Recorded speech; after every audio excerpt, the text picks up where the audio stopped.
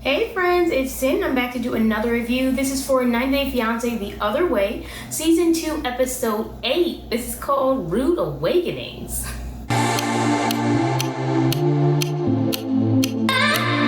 We're gonna start off with Yazan and Brittany. We know last episode it was a whole mess. Brittany was really upset because Yazan's family was yelling at her and she didn't know what they were saying. They were speaking the language.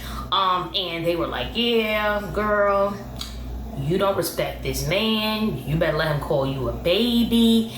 You need to be deleting all your social media because people gonna think you're a prostitute. You know, they was going in. So she left, and then Yazan goes running after her, and that's how this episode starts, with Yazan running after her in the car. And Brittany is having a real breakdown. She is crying. She is bawling in that car. She's just like, I don't know what I did. I don't understand what they're saying. She's really questioning whether she should went to Jordan or not. No, go home. She should go back home. She's really questioning whether she should be there or if any of this makes any sense for her to be there, because it's just like a lot and she's only been there for 2 days. So Yazan is like, oh, well, they thought you were being disrespectful and it was embarrassing. And she's like, what? How was I being disrespectful? And Yazan's like, well, I was calling you baby and my baby, and you were like, oh, don't call me that. She's like, well, I told you I don't want to be called that. Like, that doesn't make any sense. And if she has told him previously she don't want to be called baby, or anytime, she can always request something she don't want to be called. I don't understand why it's a big deal. Oh, because he wants to control her life. Right, got it. He can call her whatever she wants, and he wants, and she's supposed to just respect that. Nah, she don't want to be called baby, don't call her baby. It's really an easy solution, but they making this a whole big thing. You know, it don't even make no sense. So Brittany's like, okay, I did tell you my father wasn't going to be able to come until January, which is like 4 or 5 months later. And Yazan is acting like, looking a little foolish, like he did know it was going to take that long for her father to come, but he didn't express that to his family, and that's why they're upset that he wouldn't be able to come in like a few weeks. So Brittany's just like yelling. She's like, I told you that. How do you expect me to know? How do you expect me to figure out that they didn't know, or that they wanted us to get married that quickly if I told you that my father was coming in January? So honestly, she has all rights to be upset. She's having a breakdown from coming to another country, but she's gonna need to calm down a little bit, because he was driving and she was just like, and I was like, oh my god, I hope they don't get into a car accident. But then he pulls over. I was happy because that just looked dangerous. Yazan pulls over, and he hugging Brittany. He don't want her to cry, but it's just like, this just isn't gonna work. It's so obvious that they just keep doing things from each other. Brittany didn't even tell Yazan that she's still married. We already know that's gonna be a terrible thing. Yazan doesn't even tell Brittany everything. He knew that her father couldn't come for a while, and he didn't say anything to his parents. He didn't explain to how his parents would be upset about that. He also really wants Brittany to convert to Islam, but he has not expressed that properly. And he has not told her, if she convert, what that would be like, And then Brittany tries to avoid it by acting like she avoids the whole topic of Islam, and she also avoids it by telling she's married. But it's just like this clash is never gonna work, and they need to just break up, because they're just not meant to be together, and it just doesn't make any sense to me. Both of them just leave too much information out, and plus Yazan's controlling, his family's controlling, and I would not be with it. I'd be back on a plane to America. I've been saying that since she stepped foot on out of that plane in Jordan. I said she should have went home, but she's still there. And Brittany's like, oh, at some point, I just know that Yazan's gonna have to choose between me and his family, and I hope he chooses me. Brittany, girl, no. Don't you know it's not gonna happen? He's not gonna choose you. And also, it'll be good because you don't want him to choose you. You want to get away. Get out of there. But then Yazan takes Brittany back to some apartment, and he got these roses laid out, and is going in a trail to the bedroom that has a heart. And Brittany's like, oh, I do actually feel like Yazan loves me. Maybe it wasn't a mistake that I was coming. I'm like, girl, a little bit of flowers and you always changing your mind. The first time when he got mad about her hugging someone and alcohol, he brought flowers, and she started thinking it's like, flowers don't solve everything. It's not gonna solve how much clashing y'all have personality wise and culturally. It's just not going to work. But she is just forcing this. I don't get it. And she's just like, Yazan, you're not gonna stay. And then he's like, no, and he leaves out. But I honestly think that he came back when the cameras wasn't there, and then he went back home after that. I just believe it. I honestly do.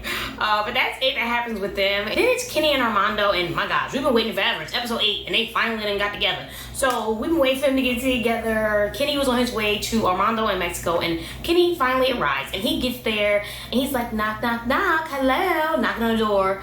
But what cracked me up is that he didn't wait for Armando to open the dang door. He just gonna push the door open and go in. Armando, I hope you don't keep your door open all the time, maybe because he knew that Kenny was coming, but like, lock your dang door. So he goes into the house, and they hugging each other, and they're so happy to see each other. So that was cute. I'm glad they got to finally see each other.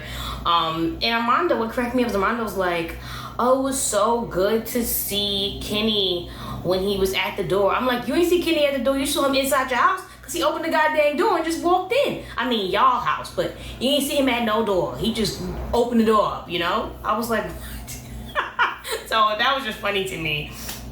But they sit down, they have dinner, then they kick the cameras out so they can get their alone time. And then the next day is when really the drama is going on with them. So the next day, they go out. Armando wants to like show Kenny around. Armando tells Kenny that the closest bank is 30 minutes away. And Kenny's like, oh my gosh, that's a lot to get used to. And it is a lot to get used to somebody that's not used to that. Like I have banks where I live, but my closest bank is in the next state. The actual bank I have. So it's not even that weird to me. Everything is online, right? I don't think it's that serious, but that is something they get used to. So they go out into town, they going to get some little candy. Armando's like, oh yeah, let's get this candy. And Kenny like, oh, is that even sanitary? I understand people like sanitary problems with things like that, but the guy had like tongs. It wasn't like anything. It's like when people get bagels out of a supermarket. I'm pretty sure him getting candy off a cart is just like getting bagels out of a supermarket. Or even like, you know how when you go to supermarkets and they have those candies and you gotta take them out? It's just as sanitary. Do they have a lot of germs in them? Pretty sure. But it's gonna be the same amount of germs, so that's all I'm saying.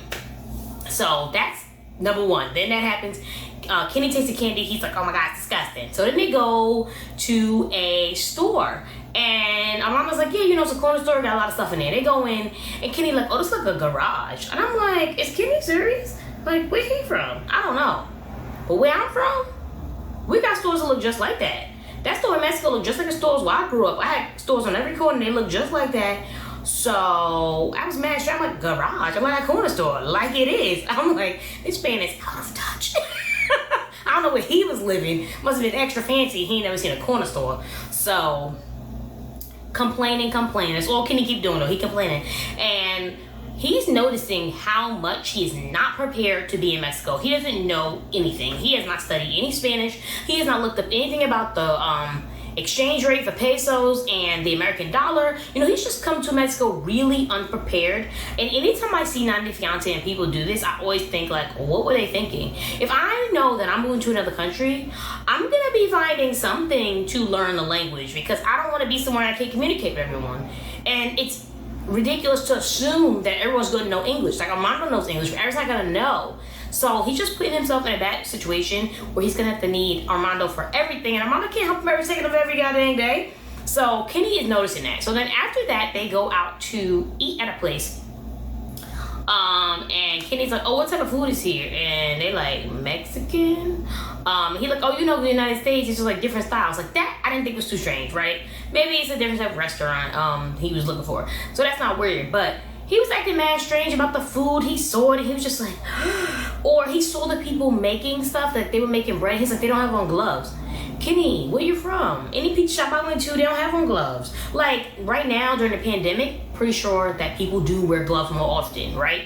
Pretty sure when they're making stuff, they're wearing gloves or wearing masks. But pre-pandemic, you go in the pizza shop and they toss in their dough, there's no gloves in sight.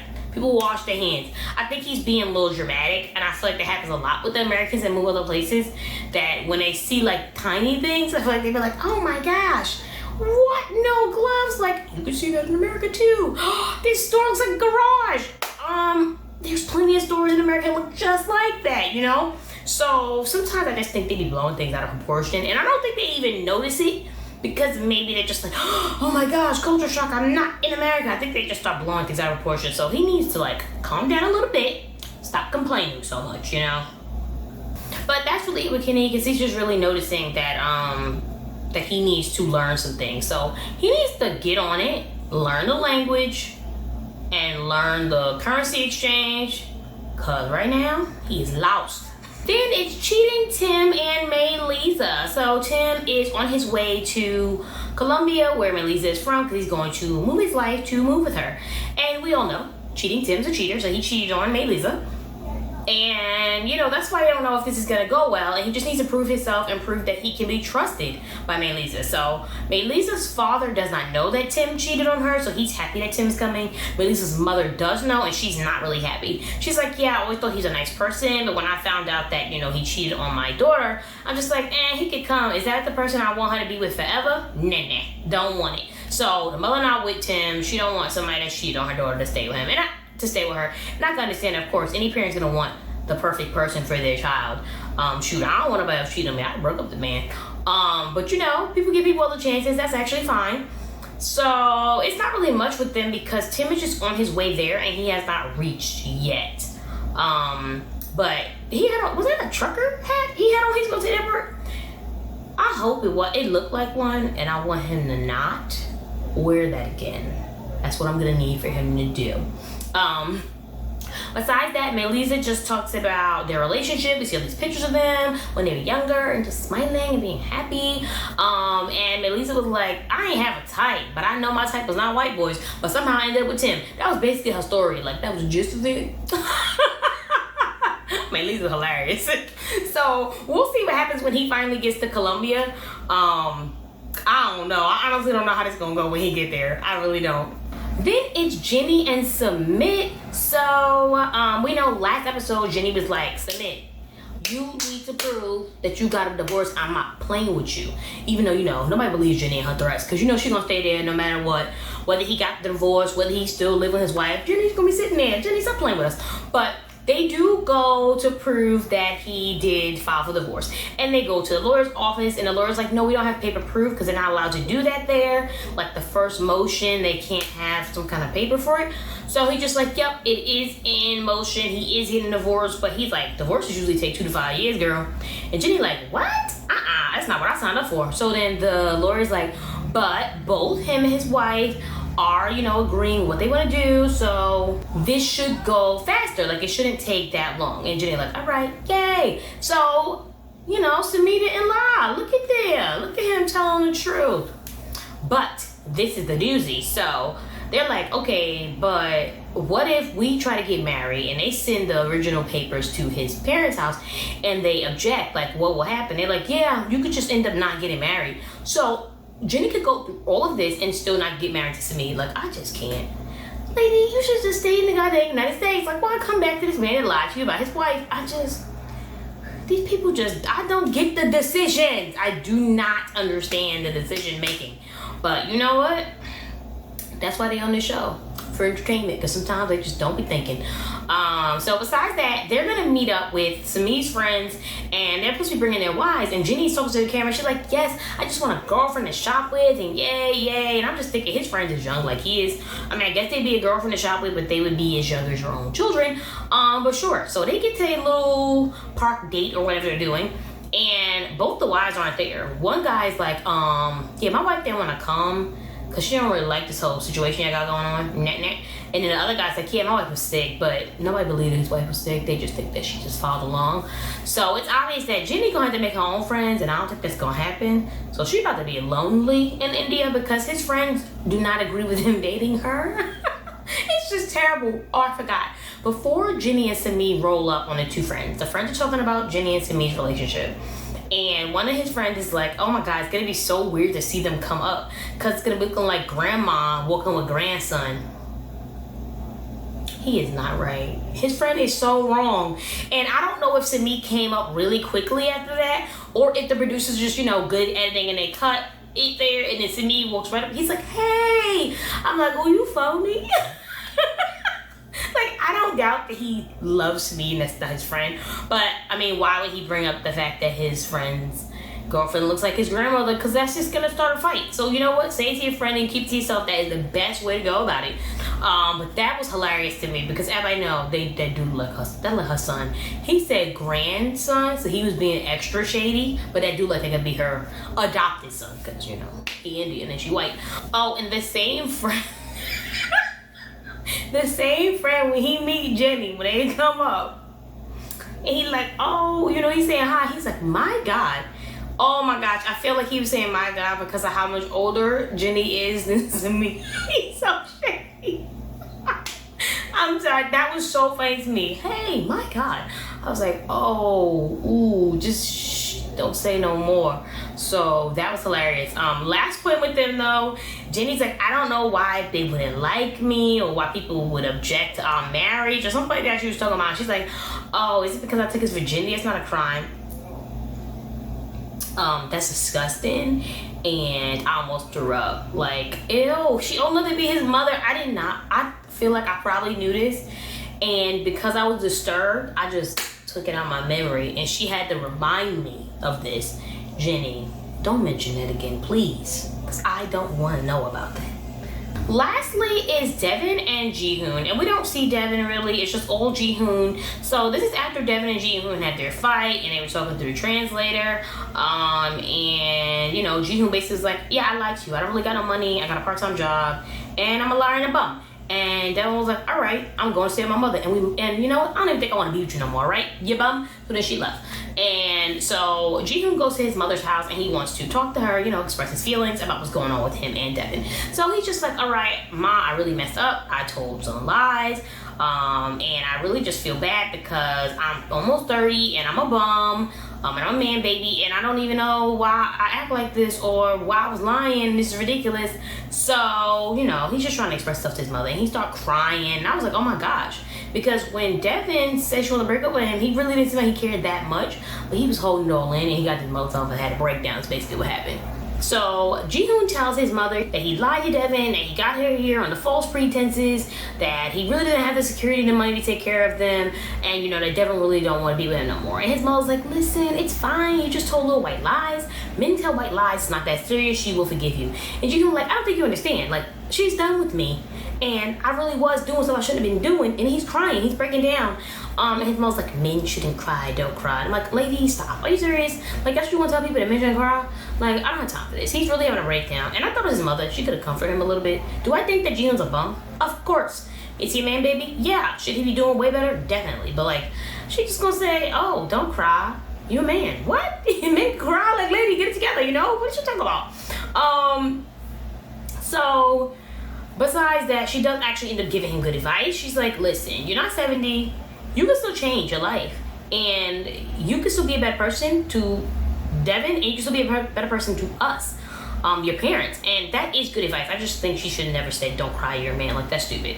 And we do find out that Jihoon did pay his debt, but he borrowed money from his mother and his father to pay some of that debt. So he's really just still in debt just to his parents. So that's really not gonna work out.